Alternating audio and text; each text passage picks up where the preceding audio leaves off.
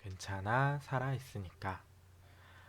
한국을 대표하는 스승들이 전하는 따뜻한 위로. 괜찮아, 살아있으니까. 박완서, 이혜인, 이연주, 윤구병, 정호승 외. 사는 게 참 아프더라. 어렵고 힘든 시대를 걸어가는 이들에게 전하는 살아갈 날들을 위한 응원 메시지.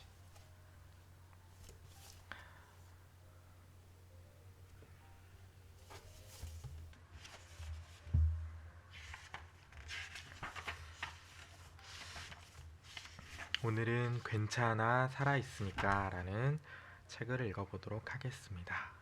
마음의 숲 출판사에서 나왔습니다.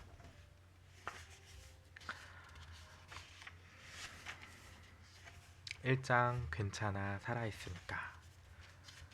박완서. 기분 좋은 날. 일주일에 서너 번 정도는 아침에 산책을 나간다. 야트막한 산에 안긴 교회로 이사오고 나서 처음엔 아침마다 산에 오르곤 했었는데 한번 내려막길에서 돌부리에 걸려서 고꾸라진 일이 있었다. 다행히 군데군데 살갗이 까져서 피가 약간 났을 뿐 뼈는 다치지 않았지만 그 사건을 계기로 등산을 그만두게 되었다. 산은 올라갈 때보다 내려올 때가 더 위험하다는 걸 몸으로 느꼈고 그건 인생을 마감할 시점에서도 명심해야 할 교훈이 되었다. 등산을 그만둘 무렵 신문이나 TV에서 건강을 다루는 코너가 부쩍 늘어나면서 걷기가 건강에 좋다는 설이 널리 유포되기 시작했다.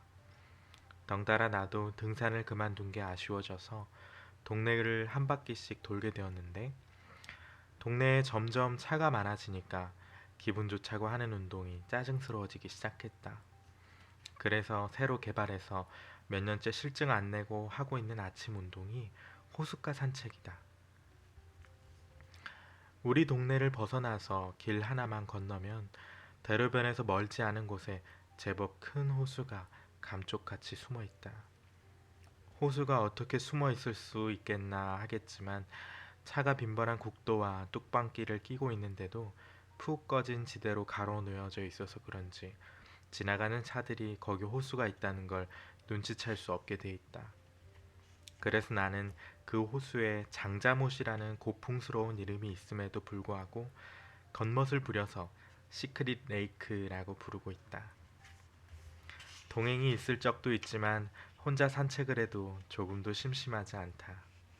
둔덕에는 사철 야생화가 그치지 않고 피고 있고 수면에는 물새들이 노늘고 번식을 거듭한다. 주로 오리들이 많지만 순백에 우아하고 목이 긴 새도 있다. 나는 그 새를 그냥 백조라고 부르는데 정확한 이름은 잘 모른다. 백조가 호수 한가운데 있는 인조 바위에서 목을 길게 빼고 쉬고 있는 걸 처음 보았을 때는 하도 꼼짝 않고 그림자처럼 서 있기에 그것도 바위인 것처럼 인간이 만들어 놓은 조형물인 줄 알았다. 그래도 혹시나 해서 돌멩이를 주워다가 그쪽을 향해 팔매질을 해보았다. 백조가 전혀 놀란 기색이 없이 천천히 우아하게 날아올랐다.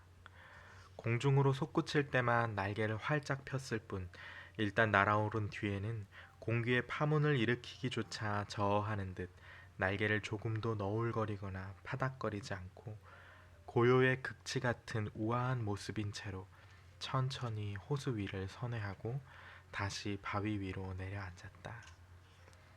그 날갯짓 없는 선회는 돌을 던져 그의 휴식을 방해한 인간에 대한 소리 없는 질책만 같아 나는 뜨끔했다. 호수를 반바퀴쯤 돌고 나면 쉴 수 있는 찻집이 있다.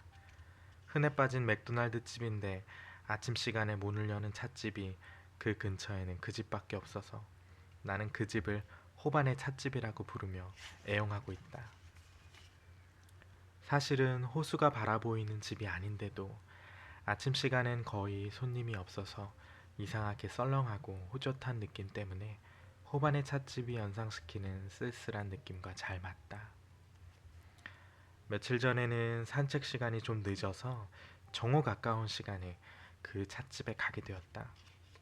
아침나절보다는 덜 가라앉은 분위기였지만 시내의 맥도날드 집처럼 소란스럽진 않았다. 나한테서 가까운 자리에 아이를 업은 젊은 엄마가 나타났다. 개량한 거긴 하지만 옛날식 천혜를 둘러 아이를 업은 모습에 정이 갔다.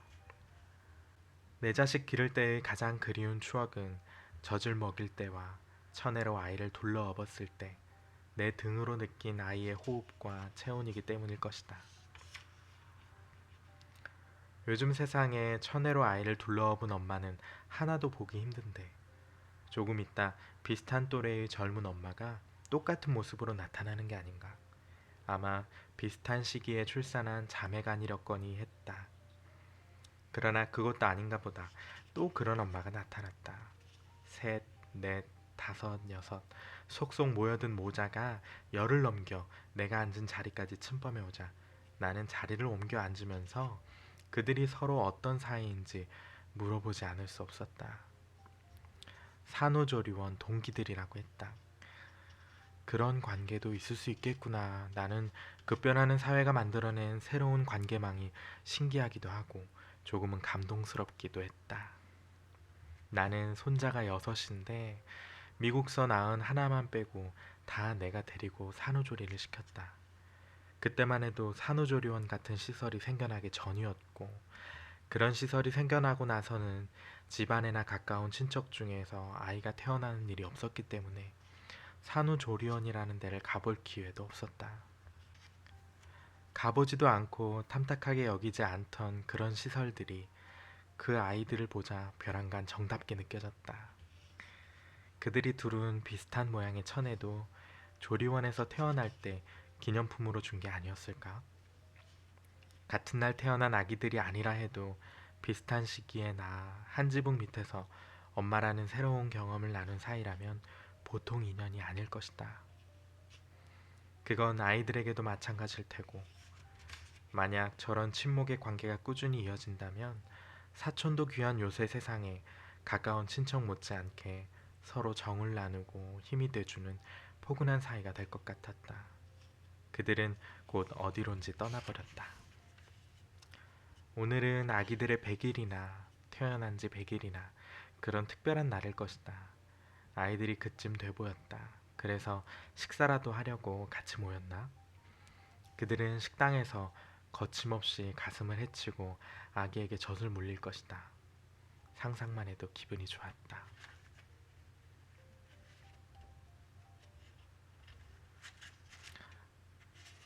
짧은 박안서 선생님의 글인데 지금은 이제 돌아가셔서 세상에 계시지 않은 선생님이지만 저는 이 선생님의 이 문체가 너무 좋아요. 별것 아닌 글인데도 읽으면 마음속이 뭉클해지고 감동이 일고 또 아직은 젊은 저와는 다른 세대에 살고 계셨음에도 불구하고 참 공감이 가는 왠지 모르게 공감이 가는 그런 글들이 전 너무 좋습니다. 계속해서 읽을게요. 이현주 당신이 축복이라고요? 당신이 축복이라고요? 예, 맞아요. 제가 바로 축복입니다. 축복이란 단어를 문자로 풀면 누군가에게 복을 빌어준다는 뜻이겠지만 여기서 저는 누군가가 복을 빌어주어서 지금 여기 있는 무엇 정도로 이해하고 넘기겠습니다. 그런 뜻에서 저는 제가 바로 축복이라고요 하고 말하는 거예요. 20세기 최후의 유대인 철학자인 아브라함 요수아 헤셀은 존재 자체가 거룩함이요 살아있음 자체가 축복이라고 말했어요. 누가 보아도 행복한 집안에서 태어나 평생토록 없는 서름 모르고 호강하며 살아온 사람 입에서 그런 말이 나왔다면 또 모르겠습니다만 히틀러의 나치즘이 수백만 인명을 단지 유대인이라는 이유로 떼죽음시킬 때 타다 남은 장작 토막처럼 가까스로 목숨 건져 남은 생애를 낯선 타국에서 살아야 했던 비운의 주인공인 그가 무슨 마음으로 존재 자체가 곧 성스러움이요 살아있음이 곧 축복이라고 말했던 것일까요? 제 나이 올해 65이니 이제 인생의 황혼기에 접어들었다고 볼 수 있겠는데요. 돌아보면 참 어둡고 힘든 세월을 살아왔다는 느낌입니다. 일제 말년에 태어나 먹을 것이 없어서 굶어봤고, 어린 시절은 전쟁의 틈바구니에서 영문 모를 두려움과 압박감을 떨쳐낼 수 없었고, 이어서 오랜 계속된 군사정부의 폭력과 거기에 저항하는 민중의 아픈 함성에 묻혀 젊은 시절을 갈팡질팡 보내야 했죠.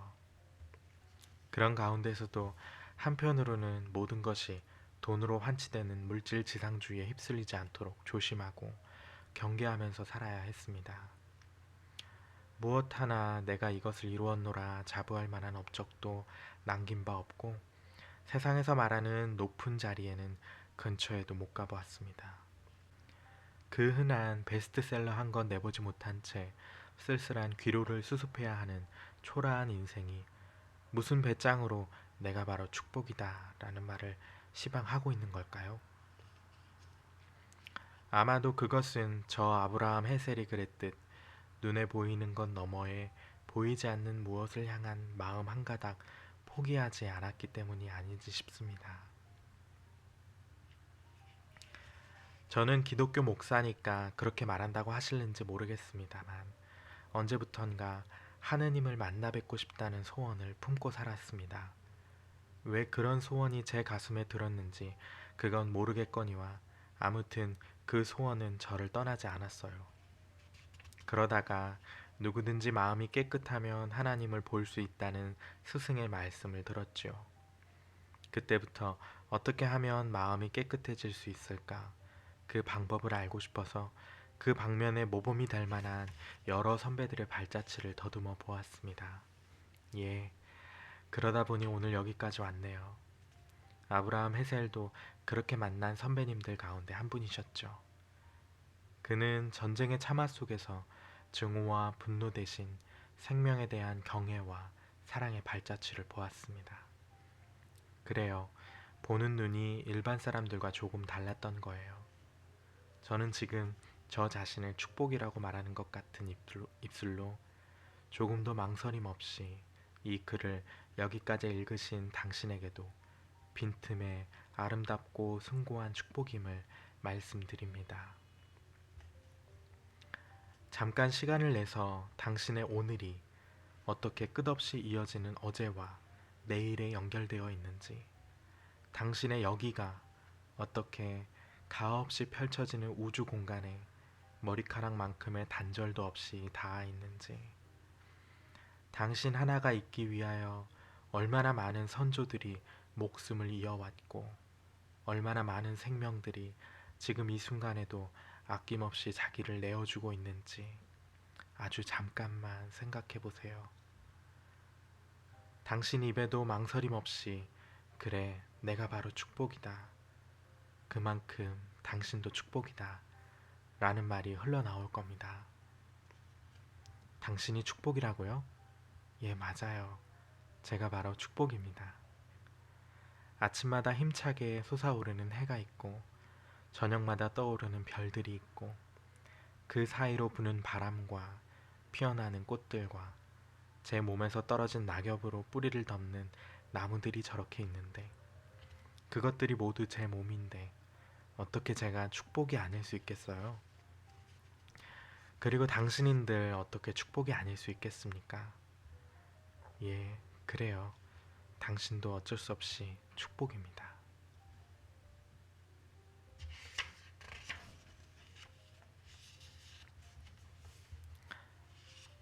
윤구병, 나 혼자 잘하겠어요.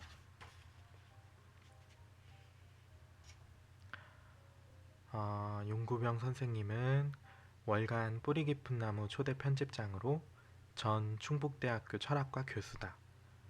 어린이 그림책 기획자로 살다가 변산에서 공동체 학교를 열었다.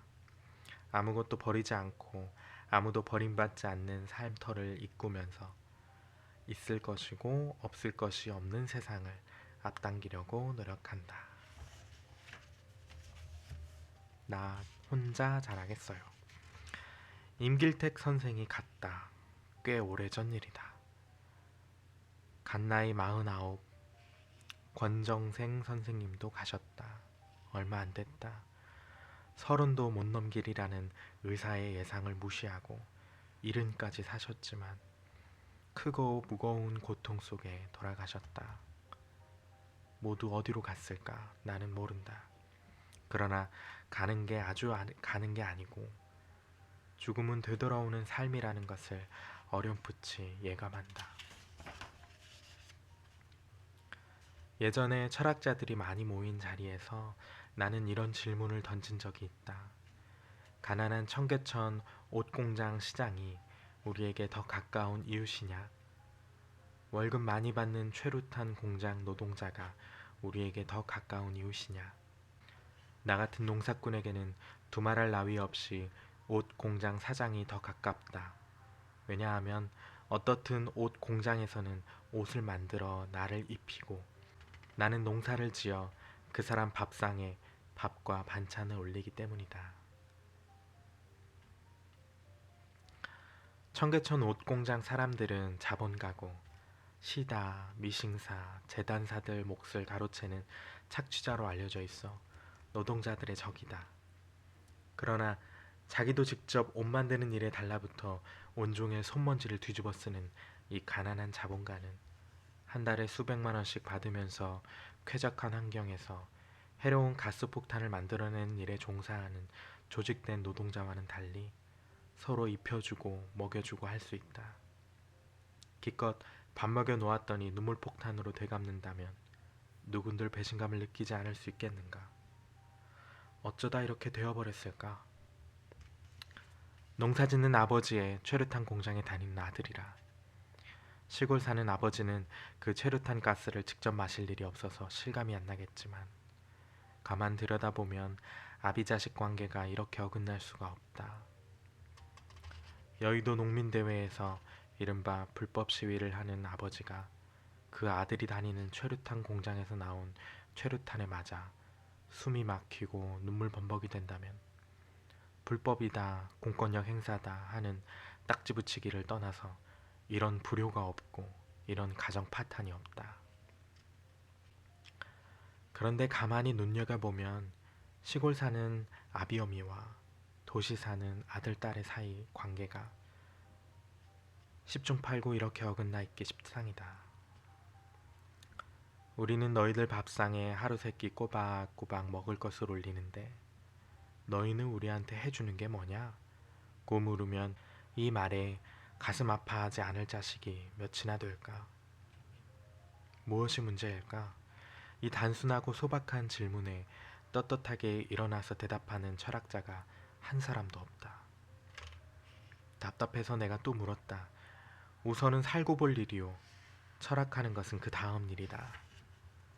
이 글귀는 어느 유명한 철학책 머리에 적혀 있는데 누가 그 책을 썼는지 아느냐?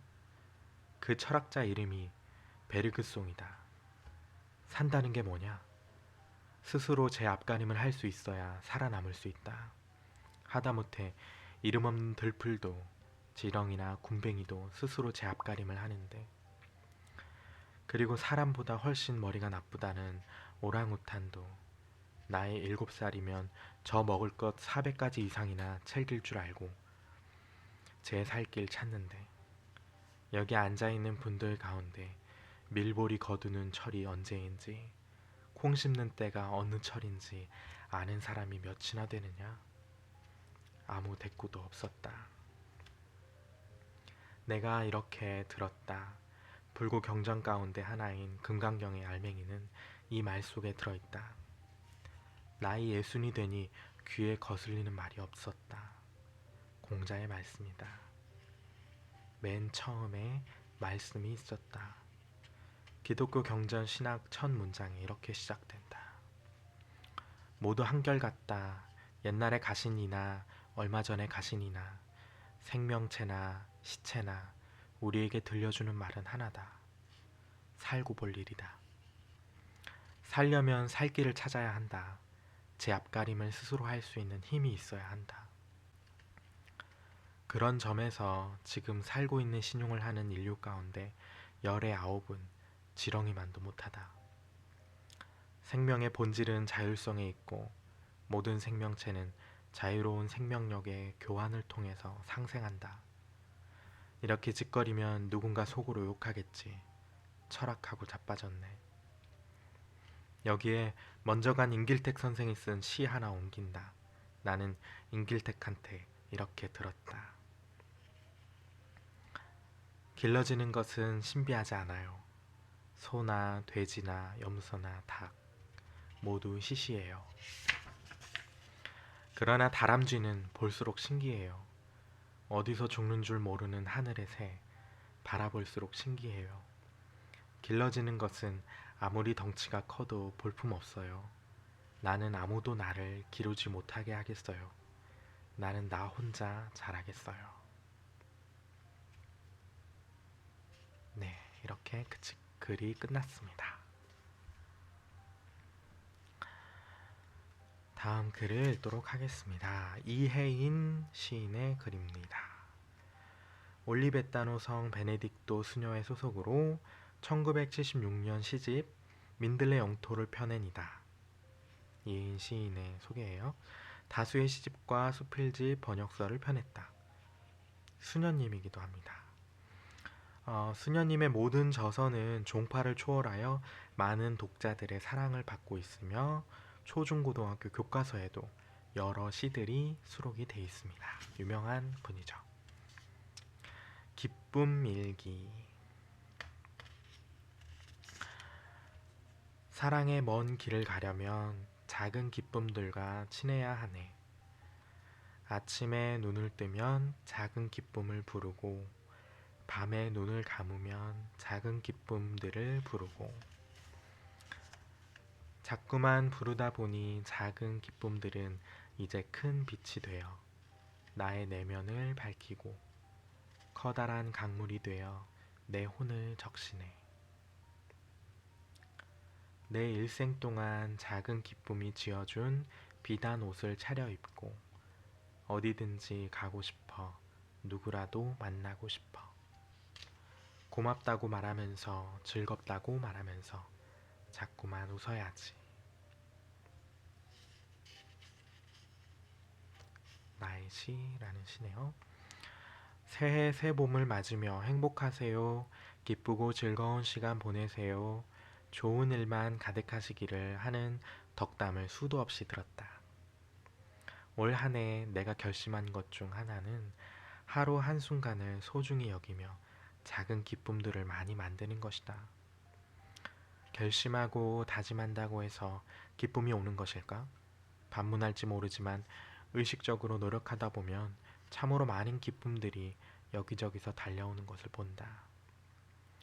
하루에 눈을 뜨면 아직 내 심장이 뛰고 있고 숨을 쉬는 것에 대하여 새롭게 감사하고 기뻐한다. 기도 시간에 기억할 사람은 많은 것도 새롭게 기뻐하고 식탁에서는 소박한 상차림이지만 하루 세끼 굶지 않고 먹을 수 있는 은혜를 새롭게 기뻐한다.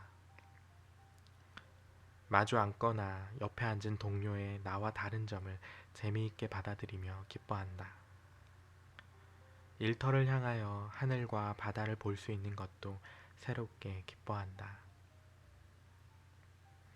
짬짬이 좋은 책을 읽거나 음악을 듣고 산책을 할 수 있는 휴일의 시간을 늘 처음인 듯 설레이며 기뻐한다. 예기치 않게 찾아오는 손님들이 덜어는 나를 힘들게 하여도 이 만남을 통하여 어떤 숨은 뜻을 알아듣고 배울 수 있지 않을까 긍정적으로 받아들이며 기뻐한다. 마음에 드는 사람만 사랑하는 것은 누구나 할 수 있다. 그러나 자기 마음에 안 들고 성격도 안 맞고 하는 일마다 못마땅하게 생각되는 어떤 사람을 진심으로 이해하고 받아들이는 노력을 해서 그것이 사랑으로 변할 수 있다면 참으로 아름다운 승리가 아니겠는가? 나는 이제야 조금 알 것 같다. 때로는 내 마음에 안 드는 사람을 진정으로 환대하고 받아들일 때 서로 막혀있던 통로가 트이고 조그만 사랑의 기적이 일어날 수 있음을. 이 기쁨은 그 무엇과도 바꿀 수가 없음을. 나는 수도자의 신분이다 보니 여행길에서도 종종 사람들로부터 축복 기도를 해달라는 부탁을 받기도 하는데, 이제는 무조건 못한다고 피할 것이 아니라 아주 평범하고 간단한 표현이라도 하려고 마음먹는다. 대학에 입학했거나 갓 결혼한 이들에겐 새 출발의 기쁨을, 아픈 이들에겐 치유의 소망을, 여행하는 이들에겐 안전한 귀가를 기원하는 말을 해주면 될 것이다. 며칠 전 모처럼 높은 산에 올라갔다. 사람들이 함부로 쓰레기를 버리는 자리에 주의사항 2개가 붙어 있는데, 한 곳에는 10사람이 줍기보다 한 사람이 안 버리기, 또 한 곳에는 마음의 찌꺼리만 버리고 가십시오 라고 쓰여 있었다. 어느 절에는 아니 온 듯 다녀가시옵소서 라고 적혀 있다더니, 단순히 쓰레기를 버리지 마옵소서, 엄벌에 처함이라는 말보다 얼마나 정겹고 따뜻한 표현인가. 근래에 우리 집에 오신 어느 사제께서 누구의 재능과 장점을 말할 때면 꼭 그분의 좋은 점은 우리를 위해서도 특별한 선물이지요 하는데, 그 표현이 따뜻하고 좋았다. 나도 사람들을 만나면 언제나 격려하고 위로하고 희망을 주는 축복의 말을 해주어야지 다짐해 본다. 좋은 말, 긍정적인 말, 밝은 말을 더 많이 하고 그렇게 사는 새해 새봄이 되기를 기도한다. 입만 열면 다른 이를 비방하는 이들이 있는가 하면, 입만 열면 다른 이의 좋은 점을 말하고 비난보다는 격려의 말을 하고, 누가 험담을 할지라면 오히려 덮어주거나 변명해 주려고 애쓰는 이들의 모습도 있다. 한마디의 친절한 말은 의기소침한 사람들에게 격려를 준다. 그리고 잔인한 말은 다른 사람으로부터 하여금 무덤에 가는 날까지 흐느껴 울게 만든다.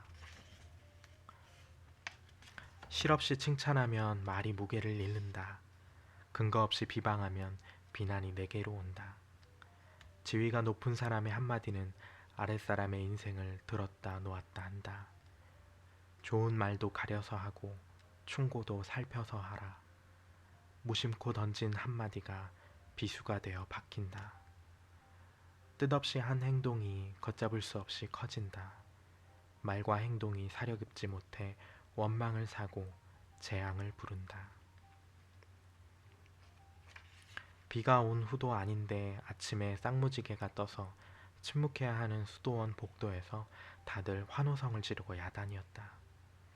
혼자 보기 아깝다며 다른 이들을 부르고 즐겁게 웃고, 아름다움은 우리를 묶어주는 힘이 있다.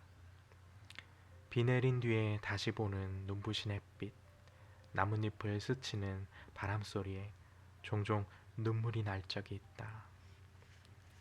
아침엔 설거지하다가 해 뜨는 광경을 보고 감탄사를 연발했지만 딱히 떠오르는 표현이 없어 안타까웠다. 그냥 아아 하기만 할 뿐. 요즘 부산의 하늘은 얼마나 맑고 밝고 투명한지. 밤에는 별들도 유난히 반짝이고, 날씨가 차가울수록 하늘과 바다의 빛깔도 더욱 푸르네.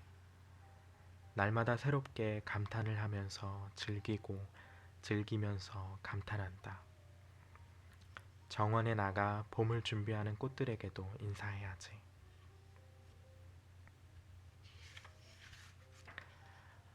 적당히 숨기려 해도 자꾸만 기쁨이 웃음으로 삐져나오네. 억지로 찾지 않아도 이제는 내 안에 뿌리 박힌 그대. 어디에 있는지 누구를 만나든지 내가 부르기만 하면 얼른 달려와 날개를 달아주는 얼굴 없는 나의 천사, 고마운 기쁨이여.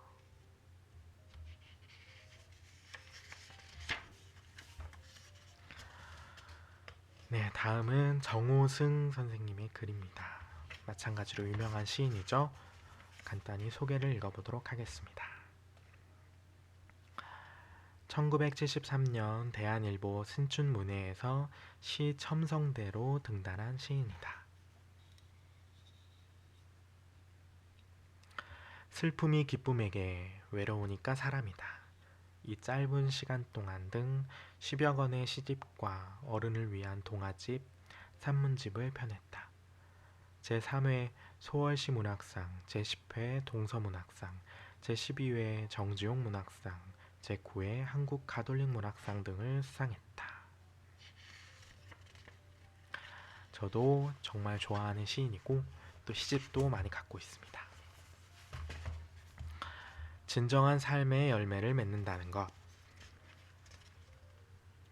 또 한 해가 저물고 있습니다.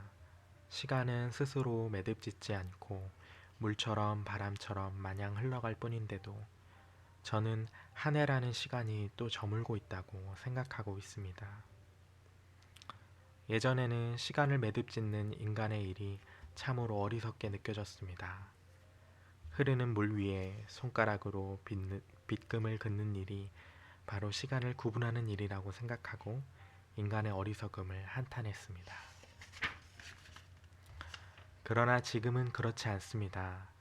시간을 매듭지어 지난 시간을 되돌아보게 하고 다가올 시간을 바라보게 하는 것이야말로 인간의 슬기 중에서 가장 으뜸가는 슬기라고 생각됩니다.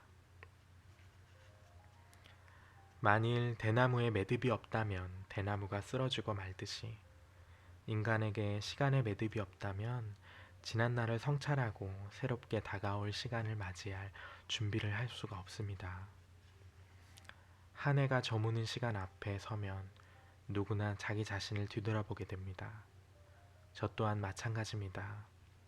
길을 걷다가 지하철을 타고 가다가 올 한 해 제게 일어난 여러 가지 견딜 수 없었던 일들과 제가 행한 말과 행위를 뒤돌아보고 가슴을 움켜쥡니다. 지난 한 해 동안 저에게도 많은 잘못과 고통이 있었습니다. 때로는 견딜 수 없는 눈물도 있었습니다. 그런데 며칠 전 어떤 이를 처음 만나 인사를 나누게 되었는데 저더러 도무지 고통이 없는 사람 같다고 합니다. 저는 참담해지지 않을 수 없습니다. 세상에 고통 없는 사람이 어디 있겠습니까? 저를 처음 만난 사람들은 비교적 성격적으로 단정해 보이는 저의 외모로부터 제가 시인 같지 않고 오랫동안 회사 생활을 해온 직장인 같다고 합니다. 또 신부나 목사 같다고도 하고 도토리나 차돌처럼 단단해 보인다고도 하고 너무 쌀쌀하게 느껴져 대하기가 어렵다고도 하고 그 반대로 늘 따뜻한 미소를 잃지 않고 있어 편안하게 느껴진다고도 합니다. 누가 그런 이야기를 하면 저는 보는 사람에 따라 그렇게 생각할 수도 저렇게 생각할 수도 있겠다 싶어 대체로 인정하는 편입니다. 그런데 단 한 가지 인정하지 않는 게 있습니다. 그것은 지금까지 살아오면서 한 번도 고생한 적이 없는 것 같다. 고생한 얼굴이 아니다 하는 말입니다. 저는 그 말을 들으면 속으로 피식 웃으면서 저 사람이 정말 참 사람 볼 줄 모르는군 하고 중얼거립니다. 저는 그 사람이 제게 선의의 거짓말을 한다는 것을 잘 압니다. 그렇지만 첫 대면에서부터 마음에 없는 말을 하는 그런 사람과 함께 차를 나누기가 은근히 싫어집니다. 고생을 안 하다니요. 고생하지 않고 살아온 사람이 어디 있어요? 제 가슴에도 멍이 너무 들어 온통 시꺼멓습니다. 보여드려요? 저는 빈집 윗도리 단추를 푸는 신용을 하며 한바탕 웃고 맙니다. 그래도 그 사람이 제 얼굴에서 그런 흔적을 찾기 어렵다고 하면 그럼 제가 사기꾼이군요 하고 한 번 더 웃음을 터뜨립니다. 왜 제게 고생이 없고 고통이 없고 상처가 없겠습니까? 저도 상처투성입니다. 누가 바가지를 들어 제 가슴 속에 쑥 집어넣는다면 그동안 제가 흘린 눈물이 한강물처럼 많을 겁니다. 동화작가 정채봉 형이 쓴 피천득이라는 제목의 시에 보면 피천득 선생께서도 그런 말씀을 하셨습니다. 선생님, 제 마음은 상처가 아물 날이 없습니다. 정 선생, 내가 내 마음을 꺼내 보여줄 수 없어서 그렇지. 천사의 눈으로 보면 누더기 마음입니다. 이렇듯 피천득 선생님께서도 누더기 마음을 지니셨는데 저야 오죽하겠습니까? 정채봉 형은 백두산 천지에 가서 쓴 시 슬픔 없는 사람이 어디 있으랴 해서 이렇게 웅장한 산도 이렇게 큰 눈물샘을 안고 있다는 것을 이제야 알았습니다. 라고 말하고 있습니다. 문득 지난 봄날에 햇살이 눈부신 천변의 둑길을 걸어가던 생각이 납니다. 둑길엔 어여쁜 꽃들이 무더기로 피어나고 있었습니다. 제비꽃, 붓꽃, 애기똥풀이 지천이더니 여름이 오자 하얀 개망초와 노란 원추리와 범부채가 한창이었습니다. 그런데 이렇게 어여쁘게 핀 꽃들에게 지난날 아무 일도 없었을까요? 그렇지 않습니다. 양지바른 언덕에 핀 예쁜 꽃들에게도 다 비바람을 견디는 사연이 있었습니다. 비바람에 온몸을 내맡긴 채 천둥 번개가 칠 때마다 절망에 떨어보지 않은 꽃이 어디 있겠습니까? 비바람 몰아치는 여름을 잘 견딘 꽃들이 튼튼한 열매를 맺듯이 무겁고 힘든 삶의 짐을 잘 지고 견딘 자만이 진정한 삶의 열매를 맺을 수 있는 거 아닐까요? 지금 저는 그런 봄과 여름과 가을을 보내고 다시 겨울에 있습니다. 겨울은 제게 봄을 선물하기 위해 있습니다. 물론 12월도 다시 새해를 선물하기 위해 있습니다. 그러나 새해라는 시간이 누구에게나 평등하게 주어졌다고 해서 시간은 결코 저를 위해 기다려주는 법은 없습니다. 제가 중요하다고 생각하는 시간은 이미 마련되어 있는 것이 아니라 제 스스로 새롭게 소유하고 새롭게 창조해야 합니다. 그렇지 않으면 그것은 나 자신만의 시간이 되지 못합니다.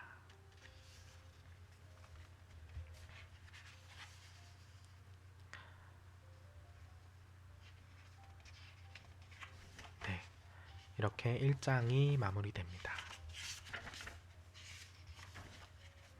1장은 괜찮아 살아있으니까 제목은 못 닦았네요. 저자는 박완서, 이현주, 윤구병, 이혜인, 정호승 이렇게 5분이 쓴 글이 수록되어 있습니다. 오늘은 여기까지 읽고요. 다음 영상에서 2장을 읽도록 하겠습니다. 2장에서는 최일도, 황대건, 한수산, 오정희, 홍순명 이렇게 5분의 분들이 글을 써주셨네요. 여기까지 했고요. 이만 마무리하도록 하겠습니다. 안녕히 주무세요.